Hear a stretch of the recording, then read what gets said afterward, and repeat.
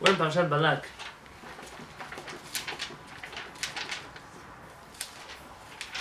Which is an interesting parasha, and we have a whole Shabbat to talk about it, but I wanted to touch on a little bit, which I feel is practical for us.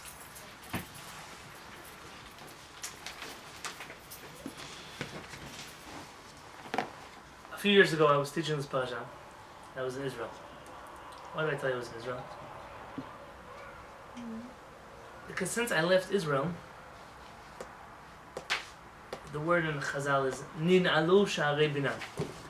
The gates of perception have been locked.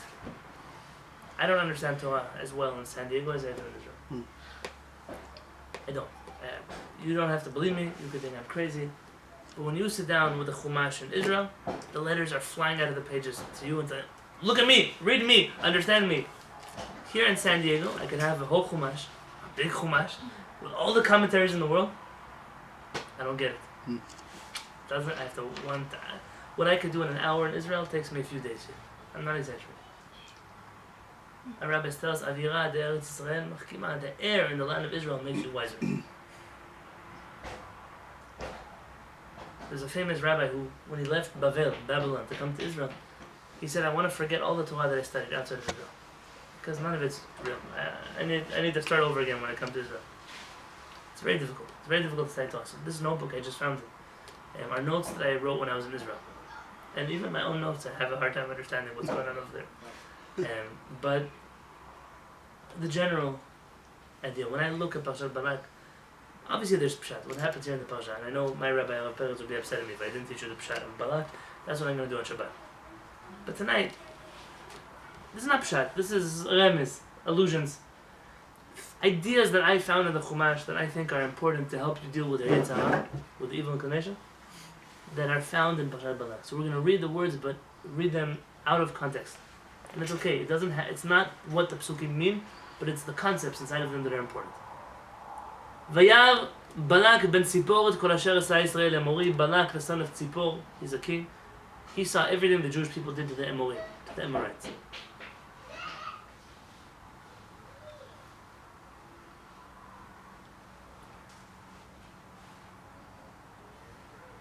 Vishlach Malachim el Bilam ben Beor, and he sends not angels. Malachim could also mean messengers to Bilam, who was a prophet, not Jewish, but a prophet, the son of Beor. Torah asher anar eretz bnei amo likro lo, to call him. He says le'emor hine am yatza mitzrayim. There's a nation that came out of Egypt, the Jewish people. Hine chisat en haaretz v'hu yoshev bimoli. He's covering. He's so many people, so many Jews in the world. They've infested the whole land. And he's sitting right opposite from me. I'm afraid of him. The Jewish people are going to come and kill us. You know, anti-Semitism, it's not a new disease. It's an old disease. It's been around for a long time. Just nobody found the cure yet. Anti-Semitism, by the way, if you look, Parashat Kitavo, all the curses that Hashem, that happen, that Hashem says might happen if we do the worst things in the world. Anybody who has eyes is going to see that we've gotten worse than what Hashem has already promised. Just the destructions of the Beit Mikdash and the Inquisition in Spain and the Crusades and the last Holocaust we had in Mashmov Zichov from the Germans. This is not even, the Parashat didn't even imagine such things. The worst. Anti-Semitism, the hatred of Am Yisrael, has no logic. There's no reason you're going to discover and figure out, oh, we can change this and everyone's going to like us. There was a famous Israeli, I don't know if he was a president, he was in politics in Israel, Chaim Weizmann. And he said, you know, the anti-Semites, they hate us for being capitalists, and they hate us for being socialists. They hate us for being democratic, and they hate us for being fascists. They hate us for being, they hate us for everything. It doesn't make a difference what you are, they hate us. They hate us when we're religious, they hate us when we're secular. They hate us for all kinds of things, they hate us. It's not a rational thing. Balak sends a message to Bilam. He says, careful, there's a nation, they're so incredibly huge. They've covered up the whole land. I can't even see out of my window anymore. There's so many Jews. Do people feel that way now? I mean, the Jews this, the Jews that. The Jews control the world. The Jews is that. How many Jews do you have in the world already? The Jews. We're not even a minority. We don't even count to be a minority. Am Yisrael is like... less than 1%. We'd be lucky to be a minority. We're not even a statistic. We're not even a number. But yet the whole world feels that we control the whole world. It's not logical. It could be one Jew in that one. You've sometimes seen in history that one Jew in the government made everybody else jealous until they had to remove him. Mordechai and Haman. Come on, you know how many thousands of people the king has in his palace? The only one you could see is the Jew. The only one. How you're already royalty. You're already part of the government. You already have a job. You have money. What do you care about some stupid Jew who doesn't bow down to you? He can't. He can't get over it. He can't sleep at night. He comes home every day, tells his wife, I can't live anymore. So long as Mordechai, the Jew, is in the palace of the king, I can't live. That's not normal. It's an obsession. It's a paranoia. But that's the way the world has always been with us. Israel. The little country. You got a globe, you can't even find Israel in it. The whole world is talking about us. Every time you open a newspaper, Israel this, Israel that, Israel then, Israel. Doesn't matter what Israel does. Israel takes out the garbage on the wrong day of the week, they already tell you what happened in Israel. You would think, if you were living in America and never went to Israel, that Israel is the second biggest country in the world. Sometimes you hear about Israel more than you hear about Canada or Mexico. Yeah. Millions times bigger than the United States, than Israel, right next to the United States. And all they can talk about is Israel. It's unbelievable. He's telling me, I can't even see anymore. The land is infested with Jews. Anti-Semitism. Here is an anti-Semite. V'ata now l'chana arali ta'amazeh. Go curse for me this nation. Ki atzum hu mimeni, because he's greater than me. He's too big. Ulai uchal nakebo v'agarashenu min haaretz. Maybe we can hit him and scare him away from his land. Ki adati asher tevarech mevorach v'asher ta'or yu'ar. Because I know by you, Bilam, that if you curse somebody, he'll be cursed, and if you bless him, he'll be blessed. V'echu ziknei Moab v'ziknei Midian u'ksamim biyadam. And these messengers were the elders of Moab and Midian. They come with magic, sorcery in their hands. V'yavo Bilam, they come to Bilam, v'ydabu elav divrei Balak, and they tell him what Balak said. So what does Bilam tell these elders with the magic tricks?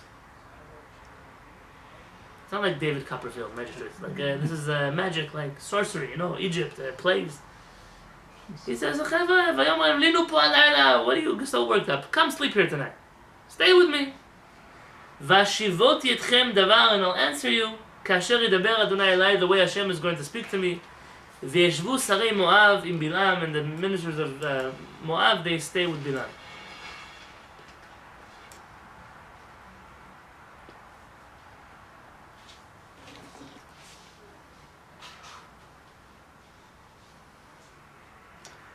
Okay, now I'm fast forwarding because the rest of the story you can read in the Chumash yourself. Bilam wakes up in the morning. He has a conversation with the people who came to him to hire him to curse the Jewish people. Vayan Bilam Vayumen. Bilam answers and he says, El Avdei Balak, to the servants of Balak, Imiten li Balak melo beito kesef v'zahav. If Balak is going to fill up my house with silver and gold, lo uchal la'avor et pi Adonai Elohai la'asot ktana u'gdola. He said, I still can't transgress the words of Hashem. So even if you give me all the money in the world, I still can't do what you want me to do. Already here he's asking for money. But he's not asking, he's saying the other way. It's a trick, but he's good at what he does. He's a professional sorcerer, I know what he is. Come, stay another night, sleep over another night. I'll tell you what else Hashem spoke to me. This happens back and forth.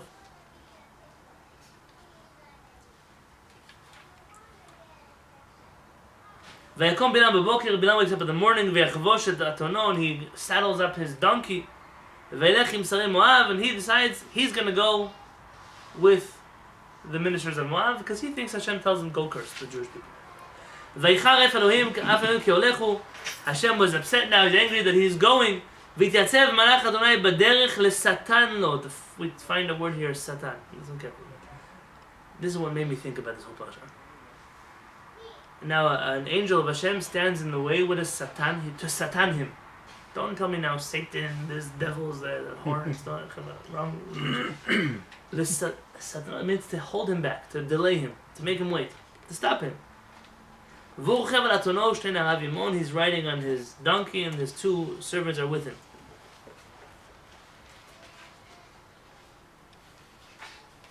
Okay. The rest, where the donkey talks and he doesn't say, "Oh, that's part already not for me now." But remember, importantly, the word Satan means to hold you back. Oh. Okay, it's not an external force. It's something, whenever you try to do something good, the Satan is the force, whichever force. It could be your children, it could be your wife, it could be your parents, it could be your neighbors, it could be your own self, it could be your self-esteem, your lack of self-esteem, it could be your boss. Anything that stops you from doing what is right. That's the definition. Satan. Anything that holds you back. Sometimes you think you're not good enough. That's a Satan. It's holding you back. With this information, let me read the Parashat to you the way I saw it in my notes.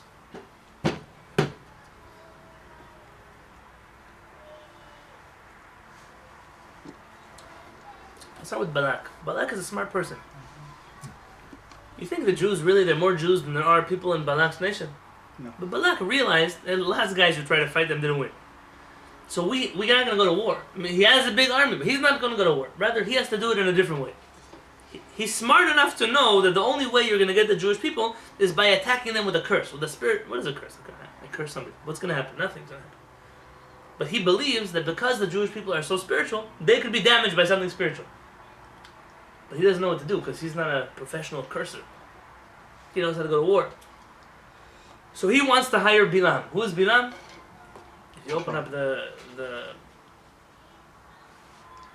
I don't want to say which magazine, but there's a magazine here in San Diego. You open it up and there's a rabbi. You can hire him. If you want to marry somebody not Jewish, he'll do the wedding. If you want him to do a bar mitzvah for your dog, he'll do a bar mitzvah for your dog. I'm not joking. If you want him to give a blessing for your fish that's sick in the aquarium, he'll do. He's not a real rabbi. He's for hire. He'll whatever you pay him to do, he's gonna do. It's a joke. It's a joke. That's what it is. Bilam is the same way. Now I'm gonna put aside the Midrashim. The Midrashim say that Bilam is the parallel of Moshe Rabbeinu. He's the non-Jewish Moshe Rabbeinu. They had a chance. Do me a favor and put it on the side. According to the Torah, Bilam clearly can talk to Hashem. But if Hashem wants, he can talk to that donkey also. It doesn't make a difference if a person can talk to Hashem or not. You see somebody make a decision, like, let's go curse the Jewish people. You can't be so holy and great and connected to Hashem. It would be like me saying, I want to be really close to my best friend, but I'm going to beat up his son every time I come visit. I'm going to say hi to my friend, give him a hug, and smack his kid across the face. What, are you crazy? If you want this guy to be your friend, you don't hurt his kids. So clearly Bilam is, if you want to be nice, he's stupid. It doesn't matter. You don't understand. You're having conversations like Baruch Hu. Now you want to go curse Hashem's kids? And you're asking permission from Hashem? Like, Hashem, do I have permission to beat up your son? What do you think Hashem will tell you? Like, where do you come from? So Bilam, I know the Midrashim give him a lot of importance. For the sake of our conversation, let's just put Bilam as you pay him, he'll do whatever you want. The main thing he needs, fill up my house with silver and gold. The Kalv Rebbe, who lived to 120, always taught me that if you find rabbis who everything they do is for money, run away from them like you run away from a fight. Run away like you run away from a fight. He says, give me tell you, I was by Rabbi Yosef. I spoke 30 minutes, I got to speak with him. How much did I pay him afterwards? Nothing. Why would I pay him? People went to the Lubavitcher Rebbe Alav Shalom every Sunday for 50 years, I don't know how many years. Not only they didn't pay him, he gave them dollars to put into the gun. He paid them. Rabbi Moshe Feinstein, all these blue books, thousands of people are writing him letters. Can we do this on Shabbat? Can we do this on the holiday? Can we eat this? He answers back, who paid his salary? They didn't send a check with their letters. So who? And you do yourself a favor. Find the people who take money for everything that they do. Circle their name. And every year, put it into your Google, check in the newspaper, check up their names. And you're going to find, like flies, they drop like flies. One time it's going to be with women, one time it's going to be with children, one time it's going to be stealing money, one time it's going to be the FBI is looking for... Look, very carefully. Because the people who do everything for money, it's Bilam. I'm not saying a person can't live. Everybody's allowed to live. But Bilam, his whole thing is, oh, you want me to do something spiritual? Oh, there's a price to it. It's my time. My time's important. I can charge you for it. This is the way of Bilam. And that's the whole... In fact, the Kalv Rebbe told me that one who gets paid for something, it's a certain spiritual power he gets now. Because now you invested in him. I once had an old lady in the old city. She cursed me that I should drop dead on the way to my chuppah. Oh my God. Yeah. Why? Because I gave her $1 every day, but this day I didn't have $1 in my wallet. She was collecting money and she cursed me. And so I called my grandfather. I said, should I be scared? He said, you owe her money? I said, I owe her money, she owes me money. He said, so what do you have to worry about? You have no connection to her. This is once Bilam takes money, the Mekubalim tells us now he has power in his hands. He's holding on to somebody's wealth. He now is hired, is an agent for hire. Bilam, it's an interesting word, Bilam and Balak. If you take the last two letters of Bilam, you get Ayin Mem. If you take the last two letters of Balak, you get Lamed Kuf, which spells out Amalek. Oh gosh. Amalek. What's the point of Amalek? What is Amalek? Who are Amalek? Enemy. They're enemy, but what's their big character trait? Destroy. They destroy things, but not like everybody. They don't destroy like everybody else. They're from the weak part. Remember at the end, they always find the sick people and the chashalim bader, the people who are in the back, and they attack them. Yeah. Amalek, our rabbis say, is sfikot, doubts. Rashi says that Amalek, what is Amalek like? I don't know if you ever lived in a dormitory, but when I was in yeshiva, so you'd be in the shower for too long, like you're singing Hava Nagila, who knows, you're in the shower for too long, somebody wants the shower, so they take a bucket of cold water, and they pour it on your head. You know that feeling? Yeah. It's cold, yeah. This is Amalek. Whenever you're just getting comfortable and life is going well, Amalek comes to show you and smack you in the face. Amalek, Cherara. yeah, they're all similar concepts to each other. Amalek always attacks when your guard is down. Where does Amalek attack Am Yisrael? In which place? Do you remember the name of the city they attack? I don't expect anybody to remember. It's a place called, you guys remember? In the Midbar, where? Starts with the Reish. In the Refidim. What is Refidim? Rashi says, it's not a real name of a place. Rather, Refidim is a mush of words in Hebrew. Shirafu Yedehem min HaTorah. That their hands started becoming very lenient when it came to the Torah. They stopped being so religious and so particular, and the Jews were getting comfortable. That's what Amalek attacks.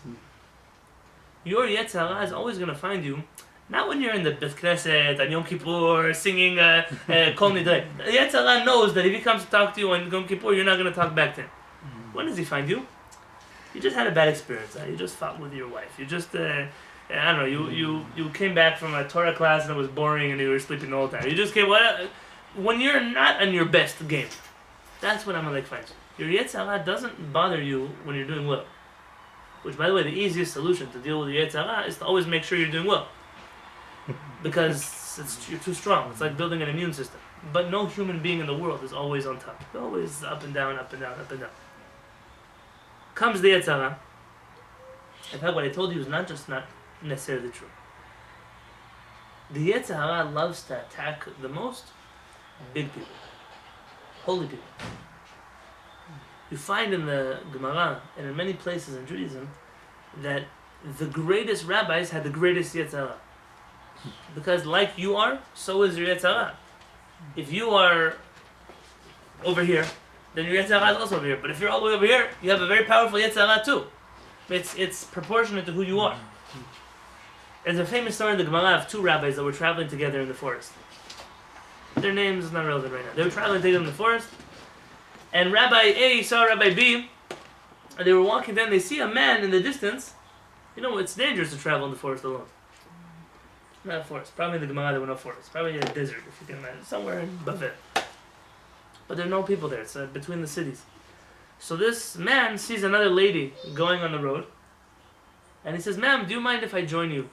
Can I come with you and we'll travel together just for the next few days until we reach the place?" This rabbi says, a man and a woman, they're both single, in the middle, alone, nobody's going to see them. For sure they're going to do an avera together. For sure something bad is going to happen. So these rabbis, for 3 days, they were walking behind this couple to see what would happen. What happened? And then nothing happened. At the end of 3 days, the man said, "Okay, and now I have to go this direction, have a safe trip," and they split paths. And this rabbi started crying. You know, if it was me, and I was alone with a woman in the middle of a forest, and nobody looking, he said, I would do such, I know what I would do. And his friend told him, "Shh, don't be sad. The greater you are, the greater Yetzer Hara. He's not such a great person, so his Yetzer Hara is also not so complicated. You are a great person, your Yetzer Hara is so big." Now there's an argument there.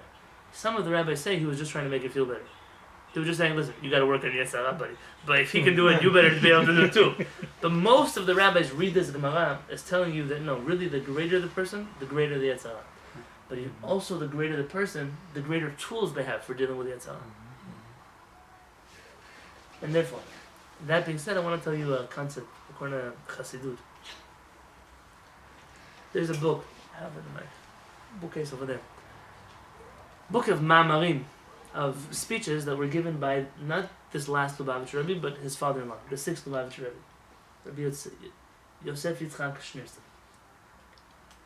In that he says that neshamot, they work like gravity. What does it mean like gravity? Those of you from New York can have a harder time to understand this mashal. Let's say you're at the beach in La Jolla Shores, and you take a penny and you drop it in the sand. How far in the sand is it going to go? You can find it. What if you climb on top of the lifeguard tower and you drop your penny in the sand? How far is it going to go? You might not find it afterwards. Nishamot don't all come from the same place. Some of them come from a lower place, some of them come from a higher place. But the neshamot that come from a lower place, they also fall in a lower place because they don't have so much momentum. When you say neshama, this person is so holy. All they struggle with is, should I say chapter 22 of Tehillim or chapter 23 of Tehillim? Should I study Torah 7 hours or 10 hours? I don't know what I should do with it. This person, his neshama, yeah, they look very holy, and they may be very holy, but their neshama didn't come from such a high place.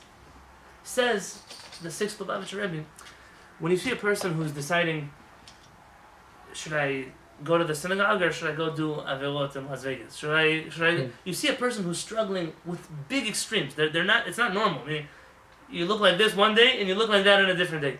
Says the sixth Lubavitcher Rebbe, you have to know that your neshama came from a much higher place. So when you fall very low, you can't beat yourself up. When you fall very low, what it should tell you is you come from a very high place. If you could fall that low, you could also go very high. And therefore, don't be happy with where you are right now. You have to know that you can go higher. Because depending on how low you can fall is how high you can grow.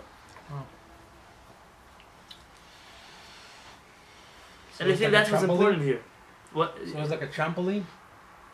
Like a yo-yo. Yeah. And then I think that once you know that you have the ability to grow, because most people don't grow because they think that they can't grow. They call it in English a glass ceiling. A glass ceiling means I can keep going. I want to go high, but I can't. I keep bumping my head. Sometimes that glass ceiling you made for yourself. You decided that you can't be. You decided that you... Why did you decide that way? Everybody can change. Everybody can do something different. You have to believe that you can do something. Before you even fight your Yetzirah, you have to have the ability to tell your Yetzirah, I'm not listening to you. I know that I'm better than you think I am.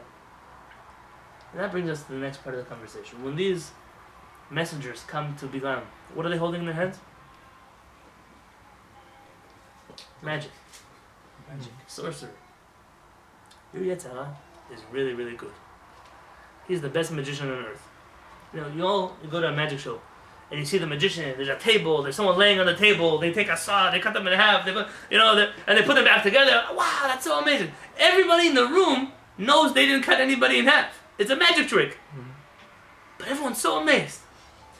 Magicians, their whole purpose in life is manipulation. And a good magician will tell you.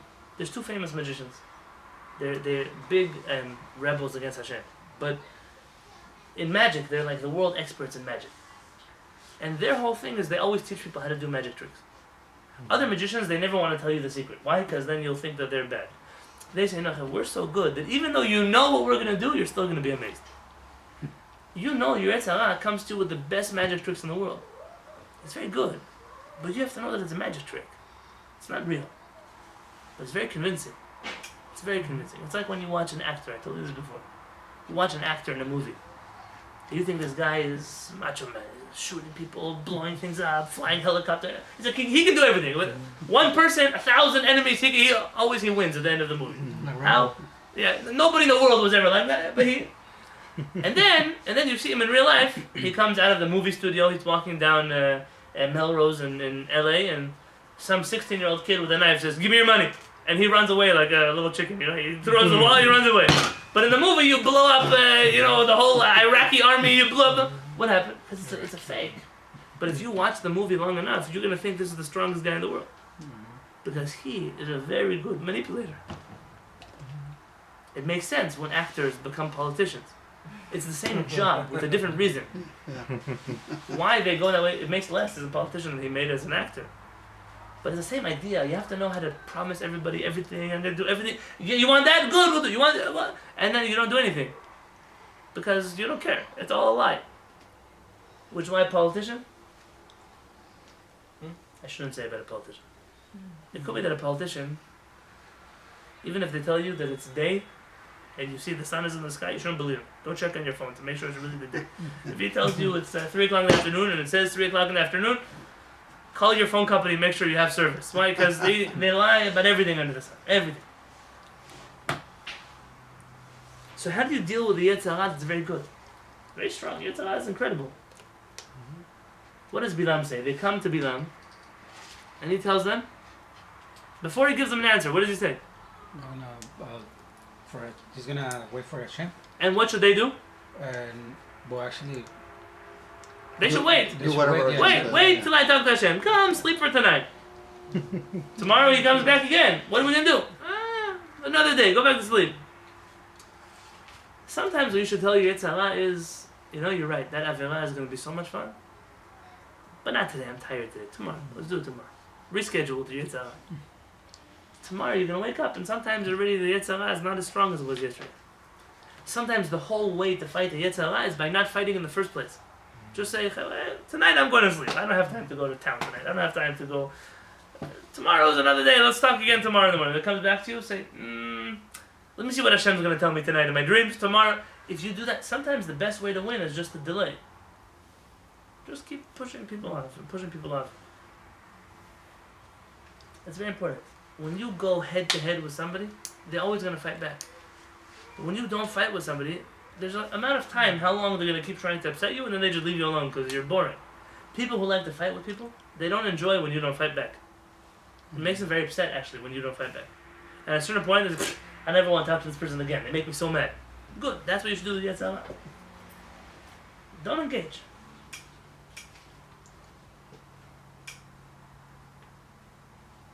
And that's why our rabbis tell us, "Im paga b'cha menuval zeh." And the Gemara says, if this menuval, this disgusting Yetzer Hara comes to meet you, to attack you, what should you do? Moshchehu levet hamidrash. Bring him with you to the Beit HaMidrash. What does that mean? He says, listen, I like this Avirah. You want me to? Fine. Just come. Let's learn a little bit. Come to the Beit HaMidrash. Let's study some Chumash. Let's open up Shulchan Aruch. It's not very crazy. I just got you the best Avirah in town. What do you? They say, just wait. Let's cool him down. Just make the Yetzer Hara doesn't like to study Torah. It's bored. It's gonna leave. In your life, just push away the things that are bothering you. Say, I'll go to that person's house on Friday night that they only speak Lashon Hara the whole night, but come with me to 2.5 hours of prayer at Kehillat Shaar HaShamayim. And I'm not going to that place again. It's too long, and they leave you alone. Why? Because it's too much. The rabbi there doesn't stop talking. He talks during the tefillah, he talks after the tefillah, he talks during kiddush, he talks before mincha, he talks after mincha. For the person who wants to speak Lashon Hara, there's nothing exciting in Kehillat Shaar HaShamayim. We don't have Lashon Hara time. There's no circle hour. Let's sit around and tell each other the worst things we know about each other. We don't do that. There's the best place to take your Yetzer Hara is the Beit HaMidrash. So it doesn't mean that you won't talk about it. Yeah, and right, you're not saying no, because when you say no to the Yetzer Hara, it hits you again. Just say, I'll think about it. Yeah, I'm gonna think about it. Give me a day. Why not? Now next, the most important at the end, once you've done what you can do, is sometimes in Judaism, I used to tell this in yeshiva. I used to go in the yeshiva 5 o'clock in the afternoon. I said, aside from when you prayed today, when did you say Hashem's name?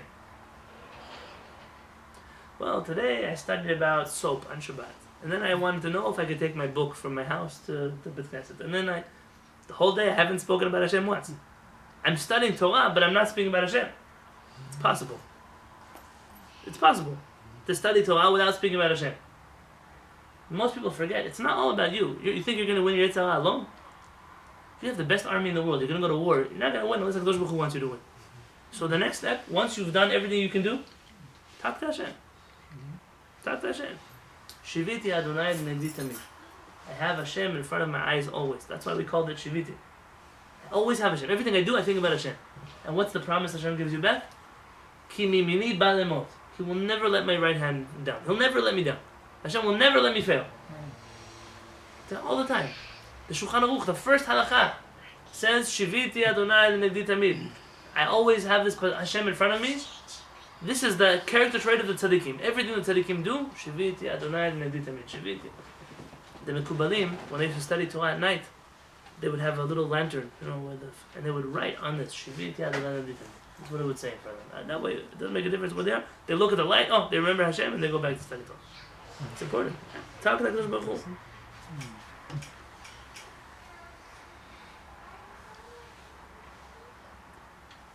We get afraid sometimes. We think we're alone in the world. It's just me. And if I don't make my bills at the end of the month, who's going to help me? You thinking that you're alone is a problem. You thinking that Hashem doesn't care about your averot, that's the problem. Hashem, listen, we need to talk. And what's going to happen if you talk to Hashem about your averot? You think He doesn't know anyways? We try to hide our averot from Hashem. Hashem, don't look, I'm doing this. He knows anyways. What do you think you're Adam in the Garden of Eden? Hashem doesn't know. We learned already that mistake. Anyways, HaKadosh Baruch Hu knows. So why don't you say something crazy? Say, Hashem, I'm going to do an averah. I just want you to know. I don't want this to mess... It's going to mess up our relationship, but we need to talk about it. At least you should know that I know that you're around. Get Hashem involved in everything. Even when it doesn't feel like. Hashem is big enough. He's able to handle you. You're not the biggest person who does averah that Hashem ever met. Hashem, I need your help. I can't do this alone. We get afraid. We live in the West. In the West, people, they don't know what it means to be afraid. Yeah, you don't live in Syria with rockets flying every day on your head and terrorists blowing up in the streets, and you live in San Diego. What happens? I'll tell you, the tragedies that happened in San Diego. I was at Chase Bank on Monday, and the computer system went down. You should see people are like, they don't know what to do. The computer system is down. I'm not going to be able to take out my cash. What's going to happen? Everyone's going crazy in the bank. They're a place in this country where the bank has already been blown up by a bomb. There's no bank. Your money's gone. So what do? In America, we like to create amusement parks. What's an amusement park? Because I don't know what it means to feel scared. They put me in a roller coaster. They flip me upside down. They flip me backwards. They drop me. Because sometimes I need to feel scared. It's a good thing to feel scared. And the person who goes on the roller coaster, Hashem, help me, it's so scared. What do you pray? Everybody who went on this roller coaster came off the roller coaster. Nothing's going to happen on the roller coaster. But if he's praying on a roller coaster when he knows it's going to be okay, so you should also pray. It's going to be okay at the end. Nothing's going to happen to you. Always involve HaKadosh Baruch Hu. There was a famous Hasidic Rebbe called the Kotzker Rebbe. And they asked him, what's the difference between you and the groups that don't like you? He said, my Hasidim, they have Yirat Shamayim. They fear Hashem. Those guys, they have Yirat HaShulchan Aruch. They have fear from the Shulchan Aruch. Their religion doesn't have much to do with Hashem. You have to always bring HaKadosh Baruch Hu back into the picture. Always remember to bring Hashem back.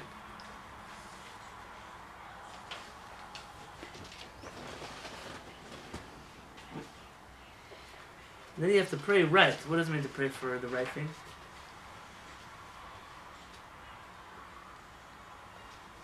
Sometimes you really want something. You think it's the right thing.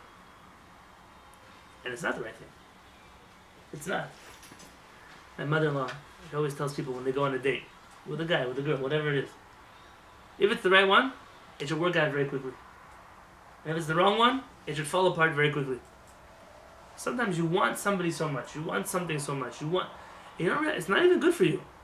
And only later you realize it wasn't good for you. But you want somebody so much, you want something so much, says Hashem, what do we pray for Hashem? We say, Hashem, Chadesh aleinu et hachodesh hazeh letovah v'livracha. Bless us this month for good. What else is a blessing? A bad blessing? But sometimes you could pray for something so much that you can get it and it's not good for you. Listen carefully. There is a possibility in the world for you, don't understand this the wrong way, for you to force HaKadosh Baruch Hu to do something he didn't want to do in the first place. Somebody once came to the Stipler Gaon, the father of Rabbi Chaim Kanievsky, and said, they want to get married, this, that, but they can't find the right one. So they're praying, Hashem should find them the right one, because everybody meets the right one. He said, it's not true. Hashem has the right person in the world. Whether or not you're going to go on a date and then dump them the next morning, it's up to you. You might meet the right one. Hashem will make sure you meet them. Whether you become too picky and too choosy, that's up to you already. You can make a decision, chaz v'shalom, to never want to meet the right person. Why? Because you wanted somebody with blonde hair. It didn't work. It can be brown hair, or black, some stupid thing like this. I think Hakadosh Baruch Hu, when he does the calculations of the world, he makes decisions based on hair color. I once had a person tell me, they don't want to date anybody Sephardic, or they don't want to date anybody Ashkenazi. You know 40 days before you were born, HaKadosh Baruch Hu said which one is which person. You know which skin color they were going to have? When? Who told you that? So you want to rule out 50% of your chances to get married? For what purpose? Who promised you that it's going to work for you? So you say, Hashem, don't pray for specific things. Pray, Hashem, let me do the right decision. L'tovah, make it good. The way you know that it's good. Even if I don't get it. That's why in the high holidays, what do we pray for? We say that Hashem should get rid of ro'a hagzera, the bad of the decree. The decree is not bad. Hashem doesn't do things to their bad. But sometimes it looks bad. It feels bad. It doesn't feel right. If this is good, I don't know what bad looks like. But Hashem says, listen, I know what I'm doing. Trust me, I know what I'm doing. So Hashem, all I'm asking, don't stop doing what you're doing. Just don't make it feel bad. Let me understand that it's good for me. That's what we pray for. To know what HaKadosh Baruch Hu wants.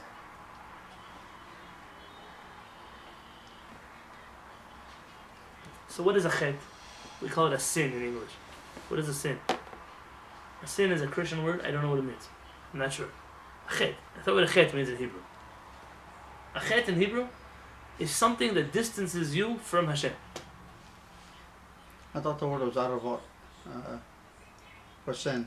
Avera. There's an avera, there's a chet, there's avon. It's all the same idea. Oh, okay. Something wrong. That I didn't know. Okay. I'll explain. You don't get punished for doing avera. You don't get doing avera, a bolt of lightning. Imagine that my best friend is Raphael. Imagine, because he's not. But imagine. Of course he's my best friend. Now, I know Raphael, and this is not true. That's why I'm telling you about him. He is a vegetarian. He hates meat. There's nothing that disgusts him most in the world than eating meat. And so it's Raphael's birthday tomorrow night. It's not, don't worry.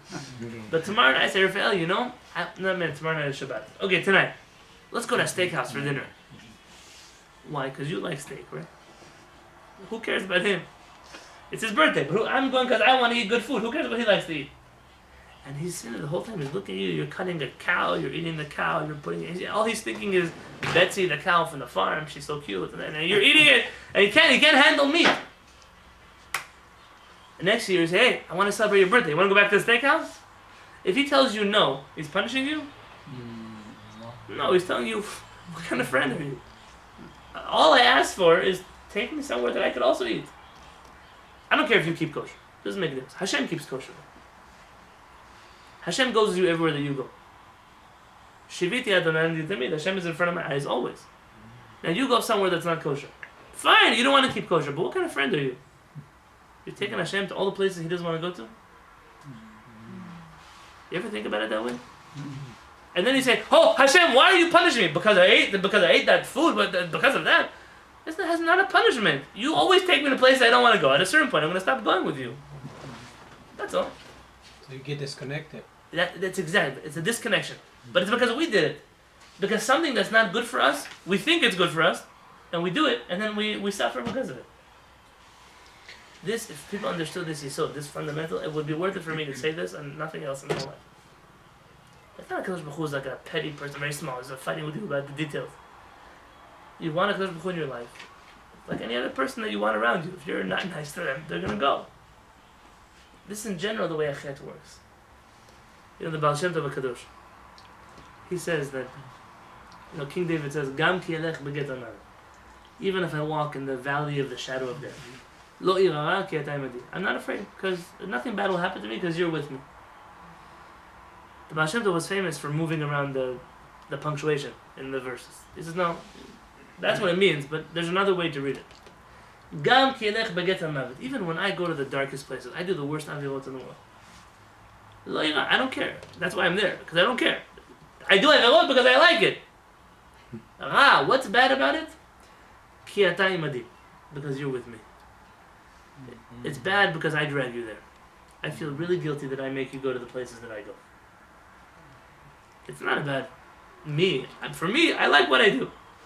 But how can I do it to you? That's what makes me sad. Rabbi Yonatan says.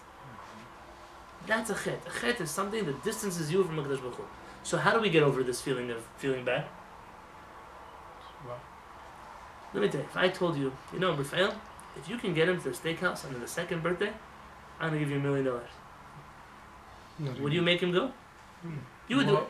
You would do anything in the world to get him to go. Anything in the world. $1 million, yeah. We always find a reason for the Avila. Suddenly we become, the reason I eat not kosher is because, what reason? What reason do you have? I made a reason. Bilam says, listen, really, I can't curse the Jews. If Hashem doesn't let me curse, but if you give me a lot of money, I might do it. That's what Bilam says. The Yetzirah knows that for the right price, he'll do anything. Once somebody came to the same Kotzker Rebbe, and to tell me, is there anybody in the world who's honest? Who doesn't do things for money? He said, I'm sure if you pay a person the right price, he'll be honest also. Everybody in the world, you can pay him for the right. This is the problem. We always find money. We always find reasons to do the things that we're doing wrong. And someone says, how can you do it? What do you mean? There's a reason why I do. Don't think I just do Avilot because I... It's a lie, but we rationalize for ourselves.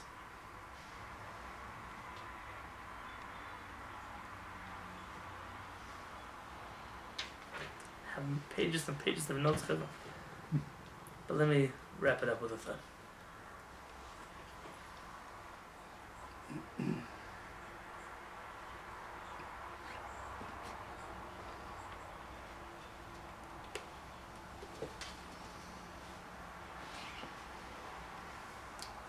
Rabbi Nachman of Breslov says that you're always going to see simanim baderech, path, signs along the road. Sometimes you have a story about a person who, I know a Rosh Yeshiva in Israel, whose father was not an observant Jew, but he's the head of Yeshiva, his son. What happened was that his father was living wherever he lived, and he decided he was going to move to New York, and who was going to move? And he's standing at a street light. So he says, oh, what are you going with all the suitcases? He said, I'm moving to New York. He says, you're Jewish, aren't you? He said, yeah. He says, why are you going to New York? Go to Israel. He went to Israel. And his son became a Rosh Yeshiva. What was the name of that guy in the street corner? You might say Eliyahu Navi. I don't know who that person in the street corner was. Doesn't make a difference who he was. Doesn't make a difference. But at the end of the day, there are all kinds of signs that God puts in your life to make you find the right things. If you want to follow them, that's already up to you. You can go wherever you want. A person goes wherever they want to go. Can't blame it on Hashem. You go. So you have to make the decision. I made one decision, you made a different decision. So we ended up in two different places. But you have to look out for those signs that are along the way. There are all kinds of signs. Bilam had 1,001 signs in front of him that he could have seen, but he didn't care about seeing. Remember Yosef? Yosef is going to look for his brothers. And who does he bump into? Wasn't a shepherd or something? Yeah, some random shepherd. What's his name? We don't even know. We don't know. We don't know who he is. If he didn't bump into the shepherd, Yosef would have gone back home. He would have slept the night. His brothers would have been happy. The rest of history wouldn't have happened the way it happened. One guy who bumped into him and said, oh, your brothers? That direction. It's almost like we wish this guy wasn't there. But in your life, there's that one person that changed. Right. According to Kabbalah, we call those people malachim, angels. What does it mean, angels? It doesn't necessarily have to be an angel, wings. You know? It's a person that Hashem put into your life to push you in the right direction. It's up to you if you listen. How many times do you see people have angels, they don't listen to them? A lot, probably. A lot. So then how do you know? How do you know the path that you're trying to go on is the right path or the wrong path? And I'm skipping all my notes here. By following the Torah.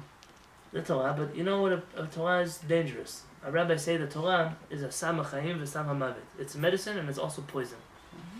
A rabbi say the Torah is a double-edged sword. It could kill you and it could save you. Depends how you use it. There are some people that could use our Torah and you'd have like a Jewish ISIS. You can have such a thing. There are enough things in the Torah you could read the way you want to read it, and the world is. So you have to have an objective third party, somebody who's not connected to your story, who you call and say, I have a question. I need to know what's going on. I need help from somebody on the outside. Am I making the right decision? We're embarrassed to do that because we're embarrassed to talk to other people. But it's one of the crucial elements of our faith, to have someone to talk to. Bilam has somebody to talk to. Who's talking to Bilam? Hashem. Hashem, but That's like listening to Torah. He does whatever he wants. Hashem is vague, and he does whatever he wants anyways. So who's talking to him? The donkey. Oh. Doesn't even have to be a smart person. Just somebody else who's not in your position. You know, when you go to court, you have to bring 2 witnesses in a Jewish court. You can't bring a person who you do business with. You can't bring somebody who's related to you. Why? Because we'll talk about good about you. Yeah, because you know when you want to do business with somebody, and they say Marlene Rissman, and he says, "Oh, but I have a reference. You want to know business? Call Hillel. He's my son. He'll tell you if I do business honestly or not. Come on, I'm not gonna call somebody with the same last name as you. You have to have just somebody who's not in your position, that's not looking out for you. When you go to a wedding, every wedding I do, people, can my brother be the witness on the ketubah? And my friend, your brother is not the whole point of the ketubah is if God forbid people get divorced, this is how you get divorced from court. Your brother's going to say, I wasn't there, I didn't sign it. You have to bring somebody who's not connected to the story, who's an outsider from the situation. That's the way it works. You have to have somebody in your life. It could be a rabbi, it could be a teacher, it could be a friend, but somebody who's, there are 2 kinds of friends. The friend who you want to do something wrong, yeah, do it, because he doesn't want to lose you as a friend. So he tells you whatever you want to hear. And then you have the friend that says, even if you're never going to talk to me again, I'm going to tell you that you're messing up your life. You're going to be mad at me, but I'm going to tell you that. I'll be honest with you. That's the best friend you have in your whole life. That's the friend who's going to get you out of prison. That's not the one who's going to hang up when he hears your phone call from San Diego County Prison. It's 2 kinds of friends. The one who got you there in the first place, and the one who's going to have to have the right kind of friends. You want to judge a friend? If your car breaks down at 3 o'clock in the morning, and it's cold, San Diego winter, there's a blizzard, I don't know, it's cold. Snowing. It's not. Who's coming to pick you up if AAA doesn't come? Which friend? Only triple. Only AAA. Because you paid him. Very good, you see? That's why rabbis say, buy for yourself a friend, because when you're stuck at the side of the road. No. But if you have a friend who's not going to come get you, they'll hang up the phone or they'll pretend that they weren't awake or whatever story it was. So you don't have to be mean to them, but just realize that's not your best friend. That's not the friend you're going to go to for Very your good best. option. Find somebody like that.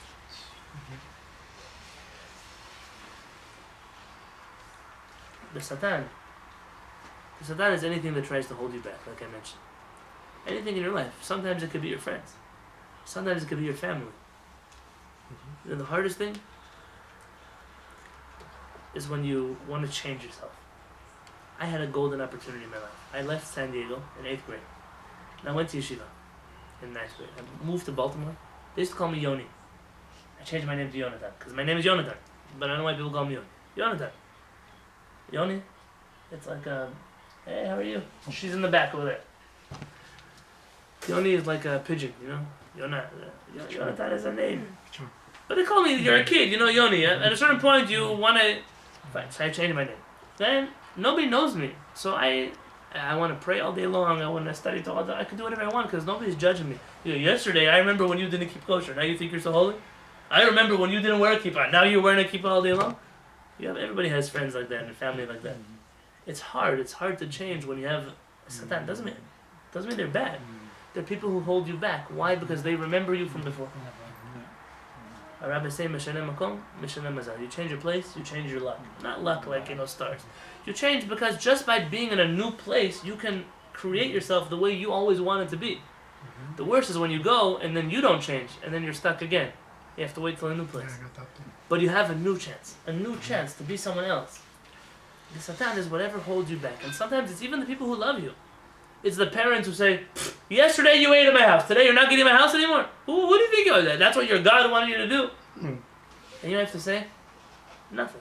I love you, give them a hug, buy them chocolate-covered strawberries. I don't know, whatever you need to do. But that person, they're not the one trying to hold you back, but they're holding you back. And then you make decisions. What's going to happen when I come to work and I look like this? What's going to happen when I tell my sister-in-law that I can't come to her birthday party because it's on Tisha B'Av, and Tisha B'Av is my day that I fast? What can I do? Who do you care more about? Yourself? About HaKadosh Baruch Hu, or about everybody else in the world? Rabbi Yonatan Halevy says you're never going to make the whole world happy. Never. There's never going to come a time you'll make the whole world happy. There will come a time that you can make HaKadosh Baruch Hu happy. You do the mitzvot, you made HaKadosh Baruch Hu happy. Who else did you make happy? When somebody's not healthy, they don't pray to the next door neighbor. Why do you care about the next door neighbor? Because we're human beings. That's why we can't. I'm not blaming anybody. But the Satan, it's the friends, it's the sorcerers, all the friends of Balak. Yeah, we'll go, we'll talk to Bilam for you. And meanwhile, Balak is doing the worst thing he could do in his life, is to curse the Jewish people. All the Jewish people want, can we walk through your property? We're not asking for food, we're not asking to drink, we're not asking for anything, just let us walk through. But look at all these good friends that he has. All the Satans in his life that are trying to hold him back. And sometimes in life when things don't work out for you, you're trying to do an Avirah, it didn't work out the first time, it didn't work out the second time, stop. Hashem is trying to help you out. He's sending you a talking donkey. He says, listen, you can end up doing what you want anyways. But listen to me. Listen, I'm helping you out. At a certain point, Hashem doesn't stop you anymore. A person can reach a point, the rabbis tell us, you do an Avirah enough times, na'asa lo kehergel. You're already used to it. It's already part of how I live my life. Seems normal. It seems normal. And so, no matter how many donkeys I send you, it's not going to change your mind. So that means that like when Balak told Bilam there, let's move to another place, and let's Go somewhere else. So he might be trying to change his situation, but look what happens. The donkey stops him. The Satan, no, that's when the Satan comes to stop him, and he doesn't take that sign. He doesn't even hear the donkey. Could be he heard the donkey, but he didn't hear it. His heart didn't hear what was going on here. No, I think he was talking about when he was cursing, and they moved to like a different part of the... When he was like, say, let's go to the other part of the mountain. So maybe there. Maybe there, something else. So the Satan was very holding good, him. very good. Similar idea. Now here, I think I could just share at the end something personal. When I decided I was going to become a rabbi, everybody that I knew told me not to be a rabbi. Everybody. I remember the day I came to my roommates and said, "Pretty crazy, a rabbi. Who needs to be a rabbi? Never you can be." Then I went to one of my rabbis. Why would you want to be a rabbi? It wasn't joking. I said, no, go do something else with your life. That's all my family members. You want to be poor? Is that what you want? You're always going to be your whole life. You're not going to have money. You're not going to have this. You're going to be... Everywhere that I went, I want to be a rabbi. Everyone tells me don't be a rabbi. And then I did it anyways. And then something strange happened to me. All of a sudden, all the people who told me not to be a rabbi, oh, can you do our wedding? Oh, can you do my son's bar mitzvah? Oh, okay. All of a sudden I became the rabbi. If I would have listened to these people, you know where I would be today? I don't know where I would be today. Who knows where I would be today? I didn't listen. I followed other signs along the road that told me to go down a certain path. Sometimes I wonder if I made the wrong, make a U-turn maybe. But there was a guy who studied with me in yeshiva. And he made my life miserable. One of the reasons I left the yeshiva in Baltimore. He found out I wanted to be a rabbi, I wanted to do outreach, and he decided he was going to make my life miserable. It was just really bad. And then I bumped into him in Israel. Like I found him in a way, sitting at the same Shabbat table I'm sitting at. It's like, hi, mister, nice to see you. I wish I never saw you again. And he's sitting there and, making fun. Oh, what do? You got smicha? I remember. In front of the whole table. What did you get smicha in today? You became a rabbi in Tfilat HaDerech, like the prayer you say in the car? Like, what did you study today? It was making fun that what we studied to be rabbis is not as smart as what he studied in yeshiva. 2 weeks later, I get a phone call. It's my friend from the Shabbat table. I have a cousin. He's coming to Israel. He needs help. He needs a rabbi that can connect to him. I tried to talk to him. He thinks I'm crazy. Can you sit down and talk to him? Oh, now you need me? Now you're going to call the rabbi? So I sat down with his cousin. His cousin went to yeshiva. His cousin was waiting for a rabbi who would talk to him like a person. And you know what happened to this person? He still thinks the same thing he thinks about me in the first place. Because he's not going to change. It's not going to make a difference. But the people who hold you back, sometimes you just don't listen to them. And then they just respect you. They appreciate what it is that you've become. And they're never going to say, pat you on the back. Yeah, you did so well. They'll never give you that gratitude. So stop living, waiting for that gratitude. Don't wait for someone else to validate you. You have a Kodesh Baruch Hu. You have the Torah. You have a one person in your life that's helping you figure out the right decisions. You don't need anybody else. You don't need anybody else. Because the greatest tool the Yetzer Hara has are the people around you. And if you can get rid of that, and you can tell Yetzer Hara to wait a day, and you can make sure that you take him to the Beit Midrash and study some Torah with him, if you are just as smart as he is, you can win this war. Bilam failed, miserably. But even at the end, what's Bilam's last request in the Torah? Tamot nafshi, moti sharim. Let my soul die like the straightforward people in the world. That is a Yesharim. It stands for Avraham, Yitzchak, and Yaakov, like the forefathers. Even at the end of his life, he doesn't give up on doing tshuva. He says, I wish that I could have been like them.